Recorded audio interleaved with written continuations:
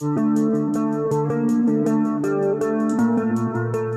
video pemotor nekat menjambret ponsel pria yang sedang nongkrong. Video ini diunggah akun Instagram @fakta.jakarta. Diketahui, lokasi penjambretan terjadi di Jalan Hang Jebat 2, Kebayoran Baru, Jakarta Selatan. Dalam video itu memperlihatkan seorang pria sedang nongkrong di trotoar jalan.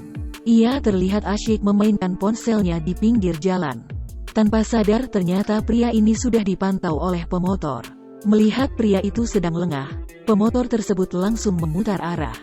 Pemotor itu sempat berhenti untuk memantau lokasi dan mengambil aba-aba. Setelahnya pemotor itu langsung tancap gas dan merebut ponsel dari tangan pria itu. Sontak pria itu langsung kaget bukan kepalang. Pria dalam video langsung meneriaki dan berusaha mengejar. Sayangnya tidak diketahui apakah pelaku bisa tertangkap atau tidak.